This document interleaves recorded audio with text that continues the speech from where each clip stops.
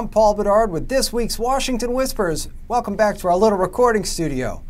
Now, you know how it seems that artists of all kinds make more money in death? It certainly is becoming true of Michael Jackson. Now, 4 months after he died, his 1985 hit, We Are the World, co-written with Lionel Richie, for example, is back on the charts, as are his other big hits like Thriller. So why does Whispers care? Well, our old pals at Alexander Autographs are conducting an auction on behalf of VH1's Save the Music Foundation. And included are the legal documents Jackson signed handing over the rights and the money from We Are the World to USA for Africa. That's the group that helped feed the poor in Ethiopia. It kind of opened the door into Jackson's philanthropy for us when reading those papers. USA for Africa Executive Director Marcia Thomas tells me that Jackson isn't known much for charity work, but he did a ton. Funny thing is, she said, is that Jackson never tried to bring any attention to his philanthropy. Now that song fed millions and also set the stage for other stars to get involved. You know, it's commonplace to hear about rockers like Bono helping feed the poor in Africa. Anyway, back to the auctioneer. I asked boss Bill Panagopoulos how rock and Hollywood memorabilia sells versus the political stuff I normally pay attention to. I mean, who could forget that whisper about the watch Marilyn Monroe gave to JFK the night she also sang, "Happy Birthday, Mr. President." He said that celeb stuff brings in more money, but that historical artifacts bring in bigger bids. So if you've got a Lincoln signature, it could be worth tens of thousands of dollars. Oh, those Jackson papers, plastered with 3 of his signatures, they're going to fetch about 50 grand.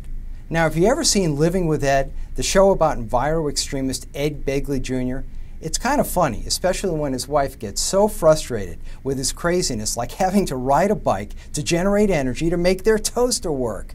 Well, he's out promoting his new show Shift to Planet Green this month, and I had a chance to talk to him about President Obama.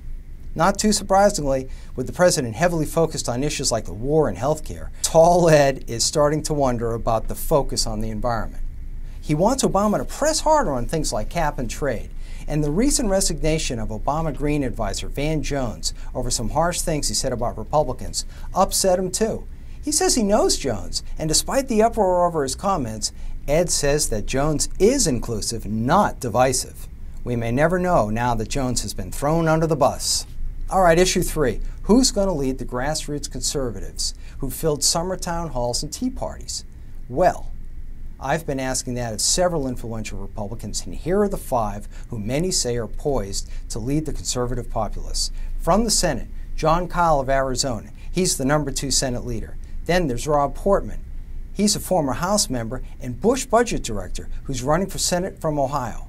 Then there are 3 House members. Of course, the biggest name is Eric Cantor. He's the House GOP whip. But we're also hearing good things about Wisconsin's Paul Ryan and Indiana populist Mike Pence. Now our tweets.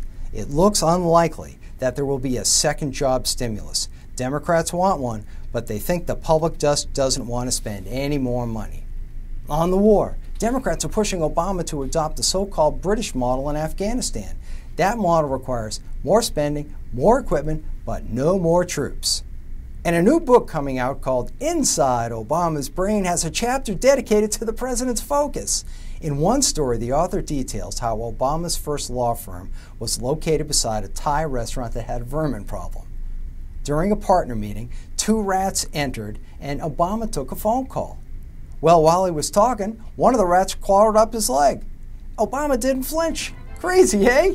All right, that's a wrap. Thanks for listening, and check back often to see what Washington Whispers is reporting. I'm Paul Bedard.